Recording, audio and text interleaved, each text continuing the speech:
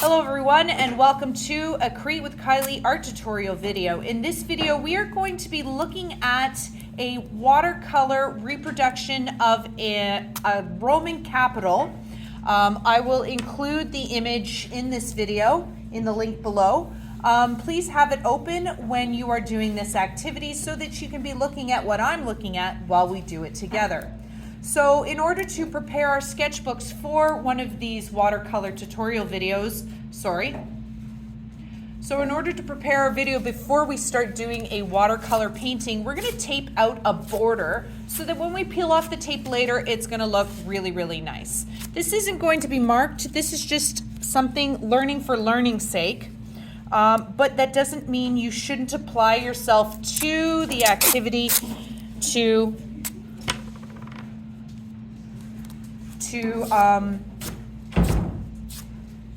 the point of this activity is to help you be better prepared for the culminating assignment in which you're going to be looking and painting and drawing these sort of things. So this is kind of like your safe place to learn how to do it.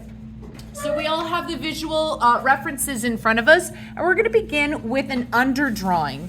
So just sketching this in, we're going to keep it in the center of our canvas.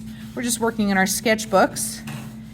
And don't take too long on this, right? This is just a quick activity. It's not being marked. It's more about how to apply the artistic techniques. So for those of you who are perfectionists, which is okay, it's going to be great, don't waste your time overly much in this stage. So we're doing this Ionic capital. It's symmetrically balanced, and I'm just getting that sketch in. My pencil marks are very light because I do intend to erase them a little bit. I don't want them visible when I get to the painting. So it's light, it's sketchy. I'm going to clean it up too. It's really hairy right now, but it's just the first part, first step in a drawing.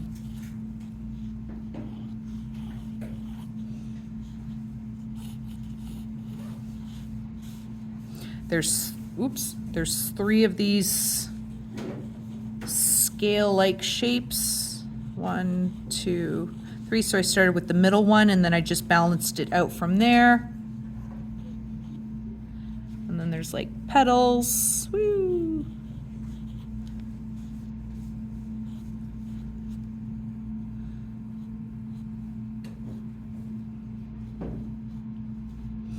When I was searching for this image, I just did Roman capital or Roman column, and it came up with this.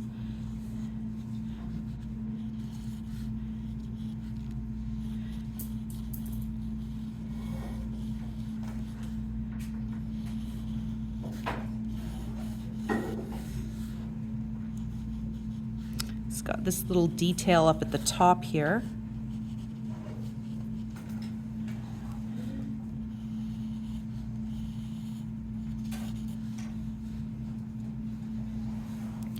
What are those? What are those? They look like clothespins or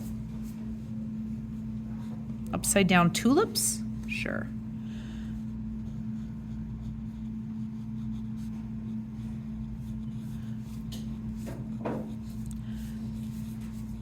Again, don't take too much time. We're just getting the gist of things.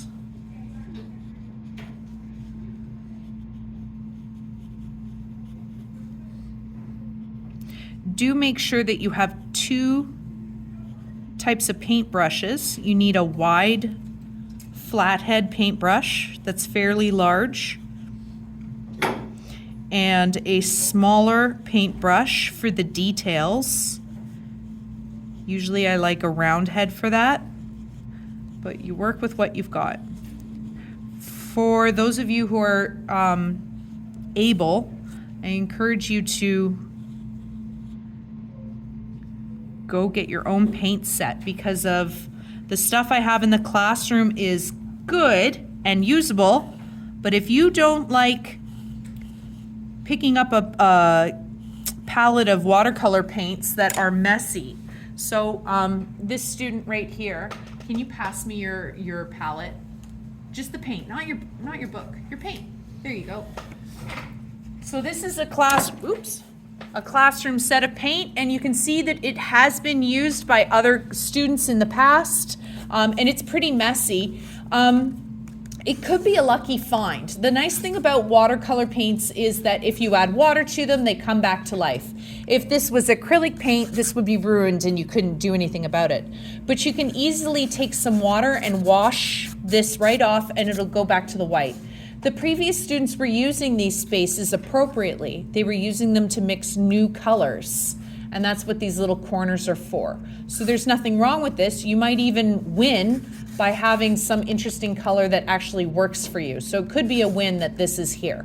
But there's nothing wrong with it. They don't need to be thrown out. Same for the pucks themselves. If they look a little dirty, all you need to do is take a paintbrush and some water, do a little shampoo, and then rinse it off. You can take a paper towel and just wipe it if you wish.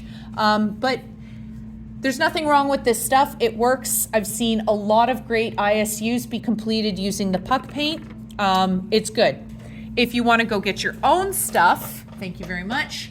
I wouldn't recommend the dollar store for paint.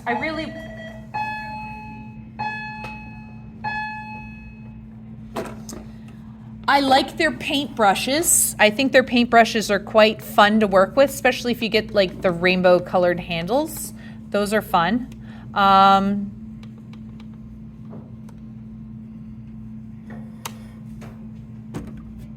Is this frozen? No. Well, love it. Now you can see that better. But I need a new document camera. It's official. That's on the lowest light setting. Like, it's either blazing. Oh. No. So you just have this shadow. What do you guys think? What do you prefer? Oh, it looks bad on the camera too. Blazing lights.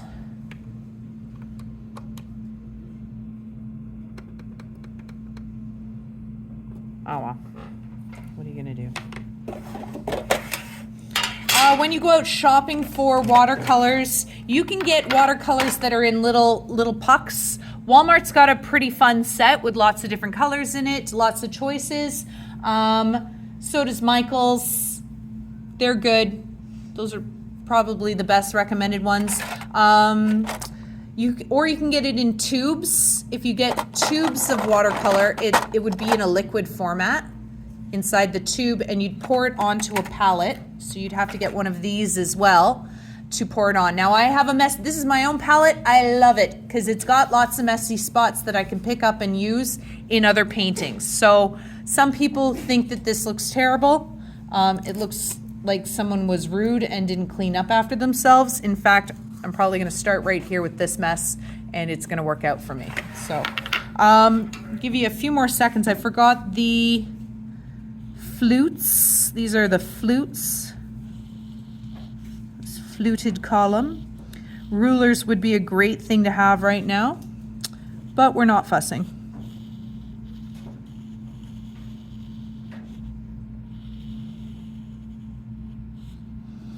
Are they overlapped? Yep, they get overlapped by the... Whee, this is a mess.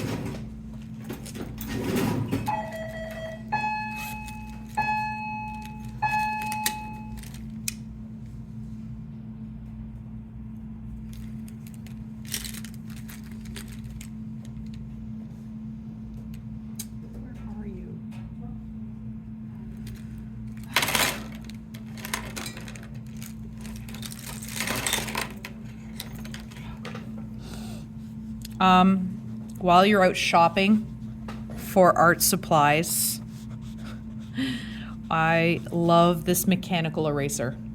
It's nice and tiny, and I can get all these fine details super easy. It is a Mono Zero by Tombow, an elastomer eraser. I don't make a profit. They don't pay me to say these sort of things. Nobody pays me for nothing. What's that word? What's that called? When they always have to do the ad because they are being paid. What's the word? Sponsored, yes. I'm not being sponsored by Tombow. But if they wanted to, we could talk. Open to discussion.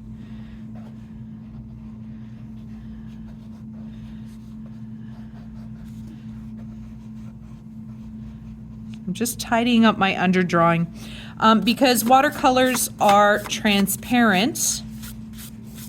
I don't want all these messy, hairy lines to be seen. If you drew very heavy-handedly, then it would be a good idea to take an eraser and just lighten a few things. There we go. I forgot to get myself water, so we have a few more seconds before we move into the next step. Now, I don't want you guys shading in with the pencil. It's all just the outlines, really light, nothing heavy, nothing dark. Copy what I've done on the screen. If you don't see any shading, which is hard to tell right now, but there isn't. It doesn't have to be perfect, it just has to be sketched in. Okay.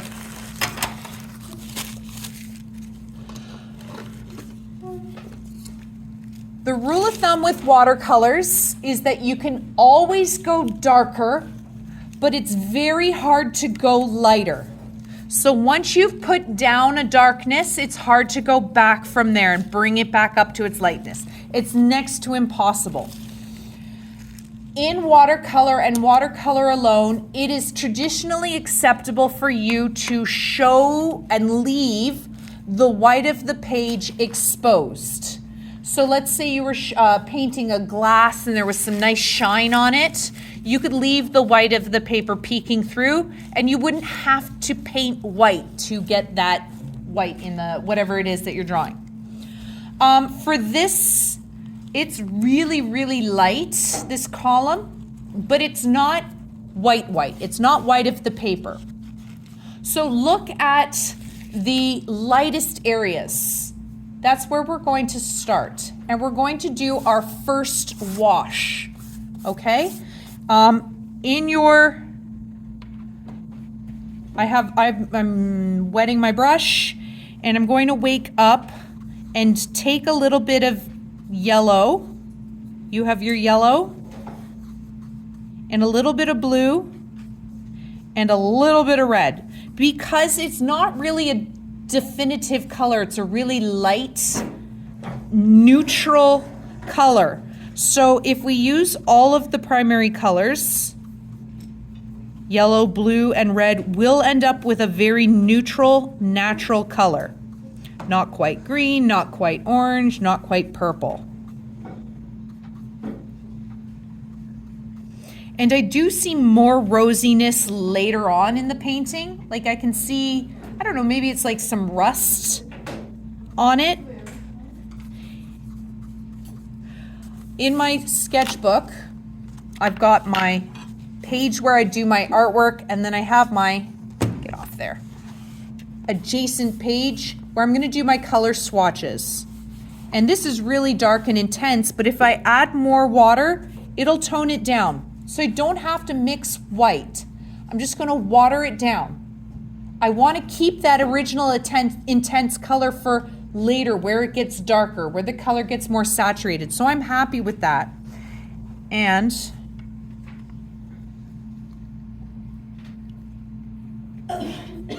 Gesundheits, I'm going to moisten but not make a giant puddle.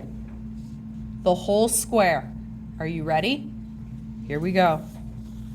Clean brush. Got my color ready. With clean water, I am moistening the page, but I am not soaking it. With just water. These kids are nervous, and it's okay. It's okay to make mistakes in this stage of the learning.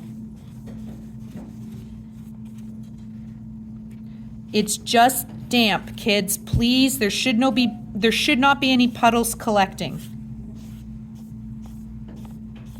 Then I'm going to go in, grab that color again, and apply it all the way across. Now we're not working on watercolor paper. We're just working in our sketchbooks, and that paper is questionable as I'm working here, and it's doing interesting things that wouldn't normally happen with watercolor paper. When you do your good copy, when the stuff arrives, you will notice right away that watercolor paper is made to absorb all this water. It's made to do this job.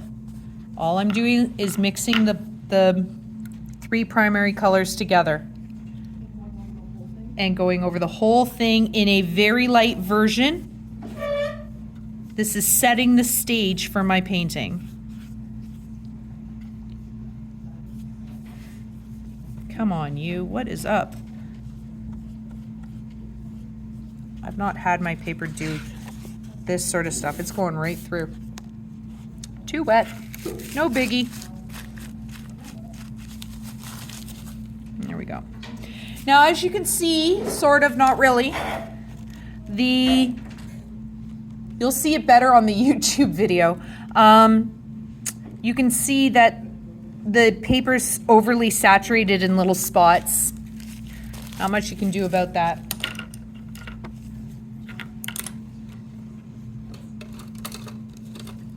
How much time? Yep, 20 minutes. I am going quick. You can catch up later on YouTube, but keep your conversations really quiet to 0. So I'm just taking my 3 primary colors, mixing them so that they cancel each other out and give me a really nice neutral color. That's very yellow. You can see that. I'm going to test it.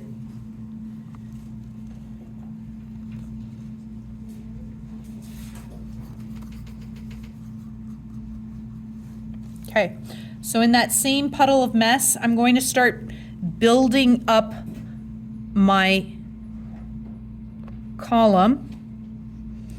And because it's so light, in order to make it feel like it's coming out at us, I'm going to darken the background a little because I see that it's darker.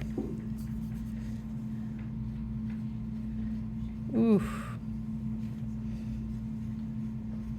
If money was not an issue, we'd have one sketchbook for drawing and one sketchbook for painting, but with the appropriate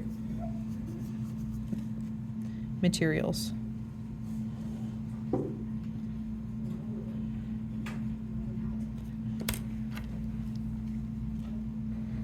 Remember to test your colors before applying them, always. So I need to mix more. I've run out. That's half the battle, is figuring out just how much to mix. So I'm going to test it. I've got a whole color swatch section up here. I need a little bit more blue to get it. There we go.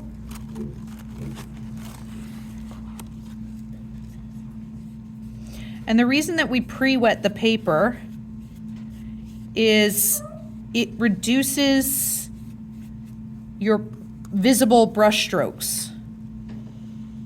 There we go.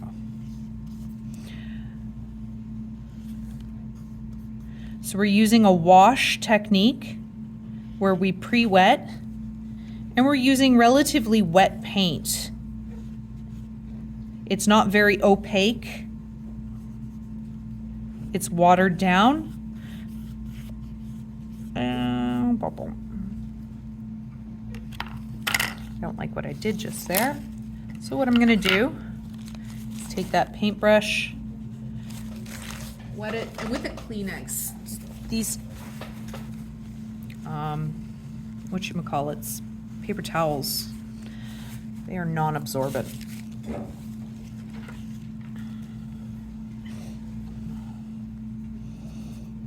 So I want to go a little bit darker again. We're going to gradually get darker every step we go, every layer we add to this.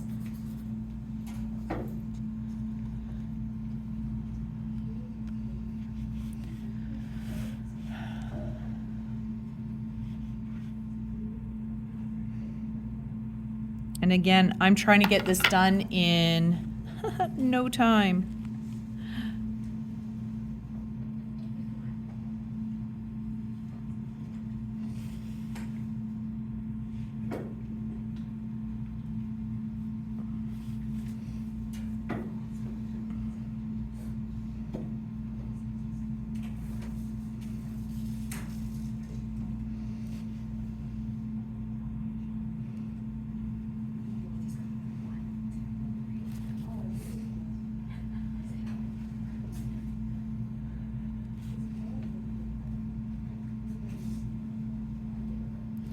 So I see these gradations of color. See how it slowly, gradually will change from, oh, you're cute, a saturated noticeable color to white. You're just going to use the water and a wet brush and guide it in. Are your pages as ornery as mine is? Are your sketchbook pages better? Meh. Finding mine's quite difficult to work with today.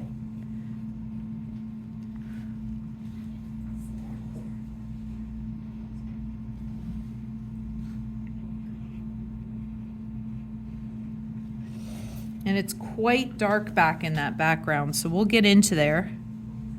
Time allows.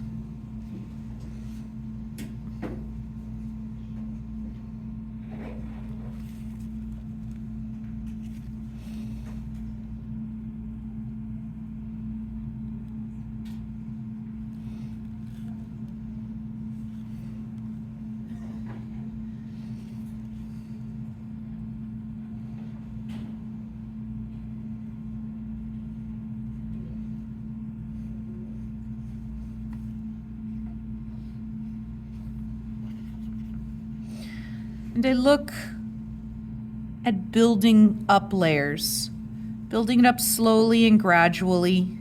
I am rushing though, we're all rushing. I'm sure if we spent a little bit more time and care on this, it would turn out a heck of a lot better.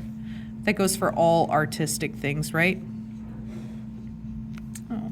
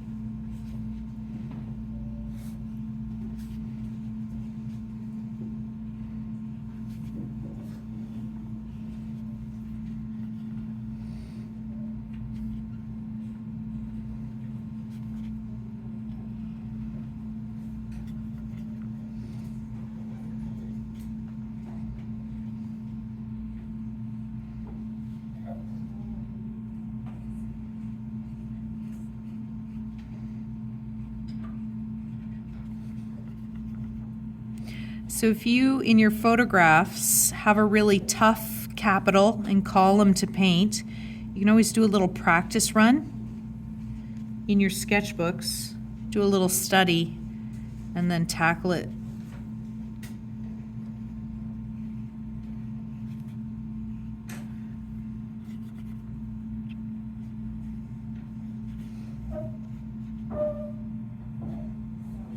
Okay. Now I really want to get some more darker values in here because just like in our sketchbook drawings, you can't have a successful light with a good dark. So I'm going to go in and identify where the really dark areas are. Where do I see like level 10s, level 9s? And it'll be those details that really help push your painting to the next level. And I'm just using the very tip of my paintbrush to practically draw what I'm seeing here.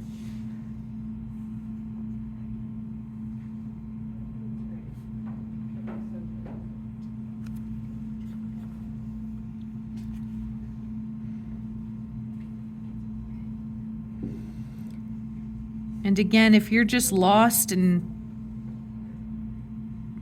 you have no idea what's going on here, just take a deep breath and play Spot the Difference. Look at the visual reference. Don't necessarily look at my painting because I'm not a big fan of this one, but maybe if I keep working at it. Who knows?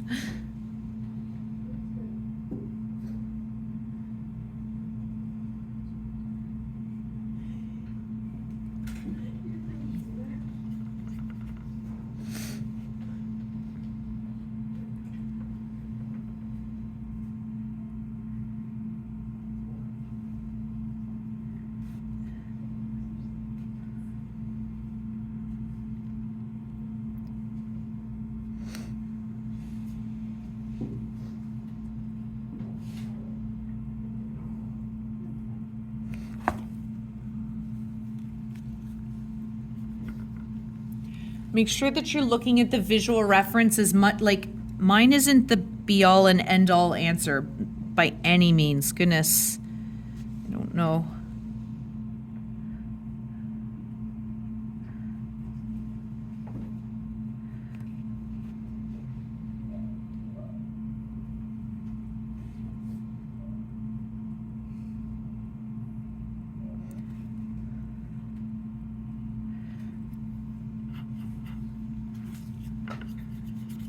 But I do know the one trick is that changing those values, that's what's gonna win you. It's really dark over here. And I'm trying to avoid using my black because it's such a cold, it adds such a chill to your painting, loses all life and warmth. So unless I truly see undeniably black, and again, if you're looking at my videos, like, I don't know what quality video you've got there, but I'm not touching my black paint. It's all these warm browns and reds and blues.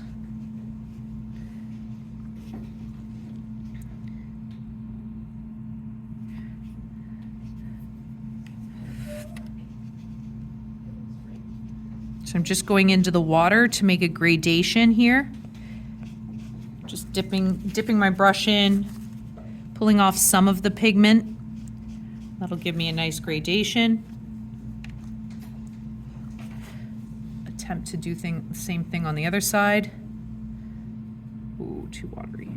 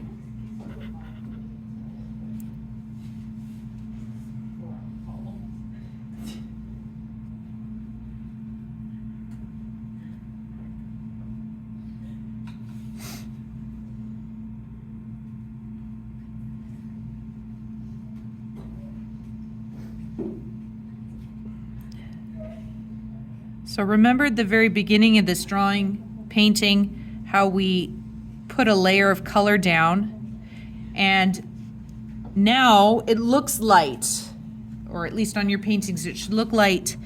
When we were actually applying a color onto it, seemed darkish, but now it doesn't.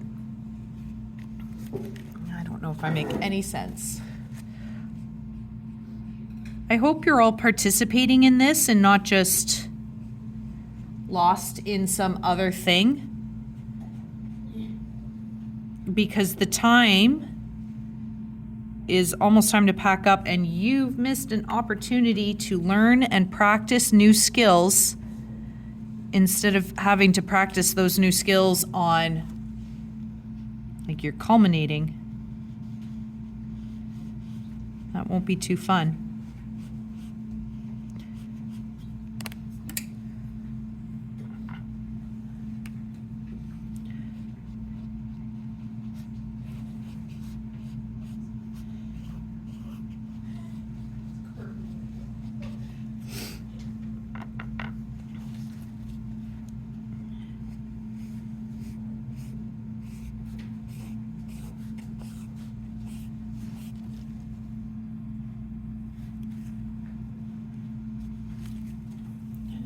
I'll do some more details and call it a day, because there's 5 minutes left.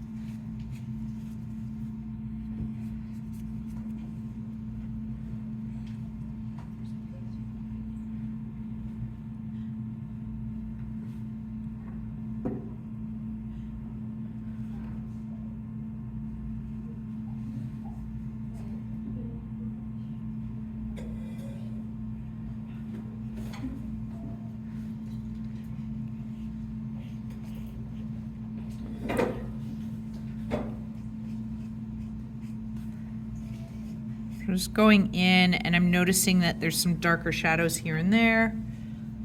Running down the column, darkening some areas, lightening, leaving some light if I can.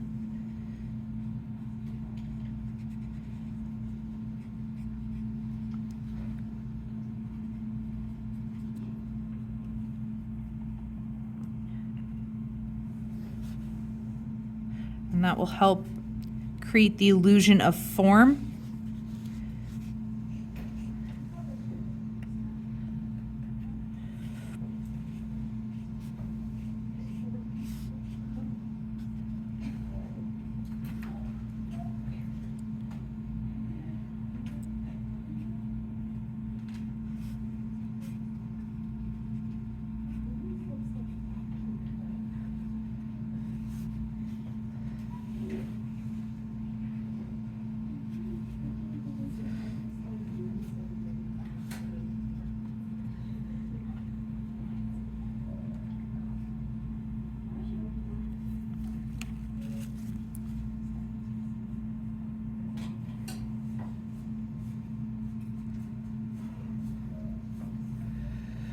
Starting to look like something.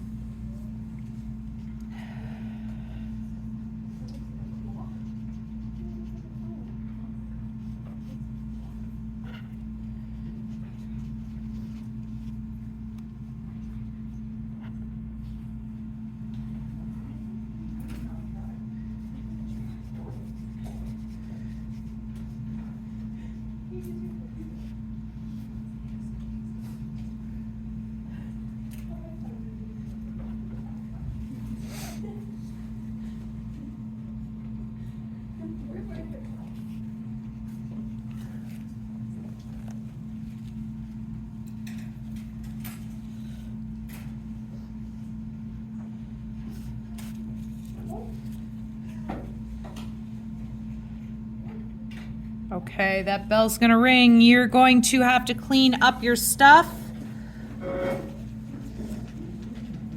Maybe have one person today clean up brushes, one person and palettes go back in the buckets. But please tidy up. Yes, if you feel like you're done, you can take off the tape.